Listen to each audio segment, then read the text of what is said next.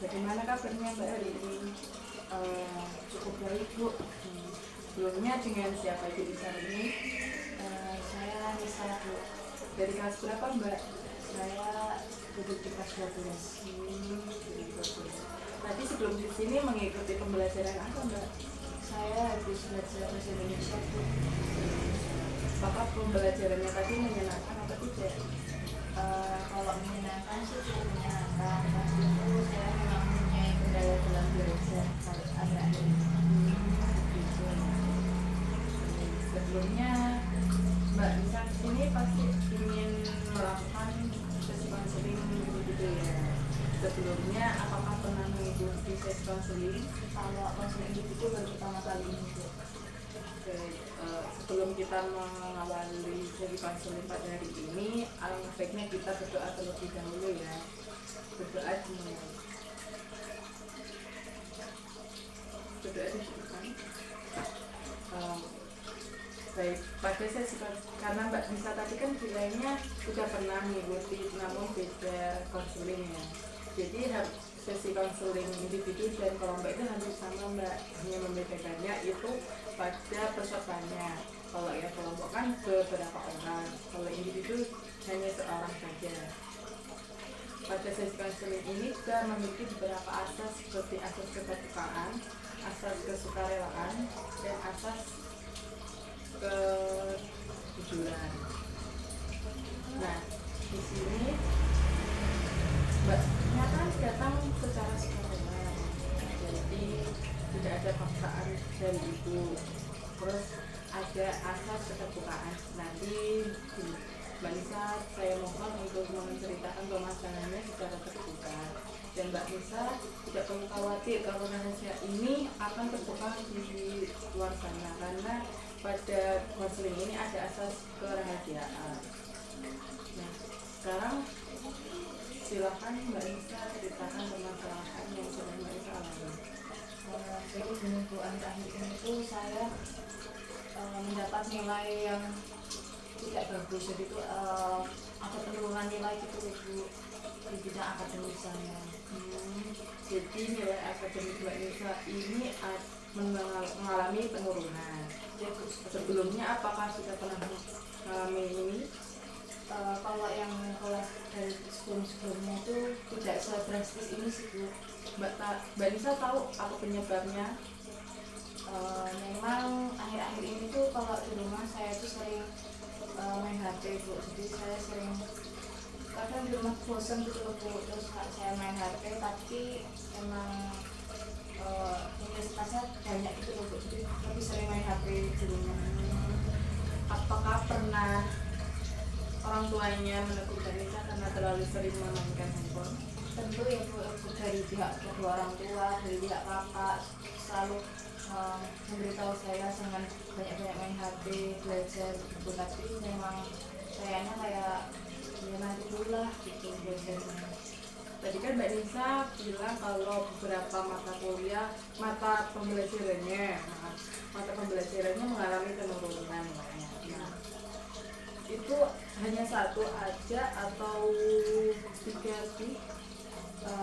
Kalau tiga lebih Bu, biasanya itu saya tuh di atas KKM, tapi akhir-akhir ini di ujian akhir ini saya banyak di bawah KKM dan pas banget di KKM gitu. Berdasarkan dari ceritanya Mbak Nisa ini, itu dapat menunjukkan bahwa permasalahan Mbak Nisa ini yang pertama adalah mengalami penurunan nilai karena terlalu sering memainkan handphone.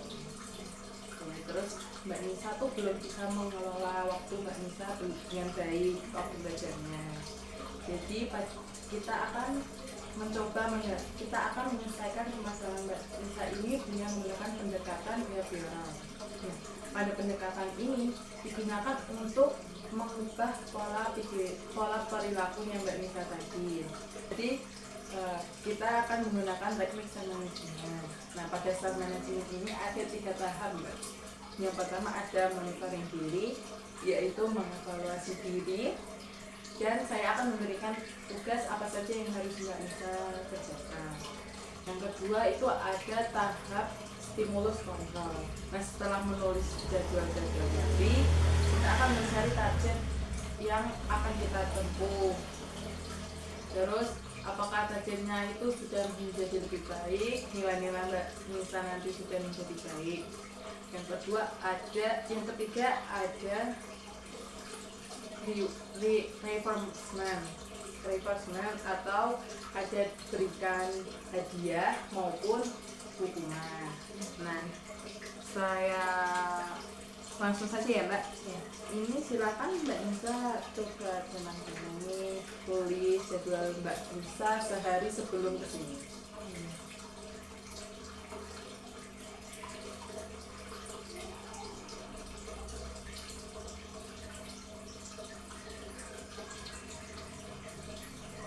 Sudah, jadi saya ambil ya Mbak.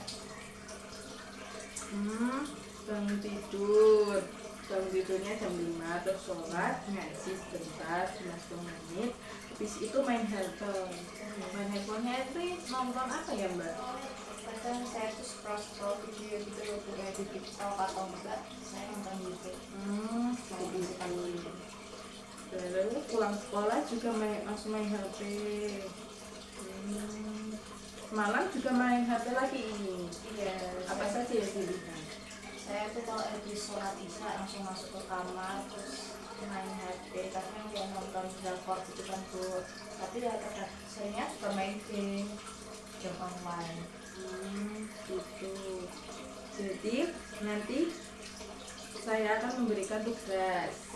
Nah, Mbak Nisa akan mengerjakannya atau tidak kita lihat nanti setelah 2 hari dari sekarang. Jadi untuk sekarang Mbak Nisa setelah ini akan mengerjakan tugas dari saya. Apakah Mbak Nisa nanti mengerjakannya dengan baik atau tidak, kita kan tidak tahu, nanti tahunya 2 hari setelah ini. Apakah mungkin masih ada yang ingin disampaikan lagi? Cukup, berarti nanti saya pulang ke rumah itu juga mencatat apa aja kegiatannya, terus besok 2 hari kemudian saya menemui ibu lagi seperti itu. Iya. Saya masuk. Apakah sudah cukup hari ini? Cukup Bu. Dan kalau sudah cukup, mari kita akhiri dengan membaca doa bersama. Alhamdulillah. Kalau begitu saya pamit dulu. Hati-hati.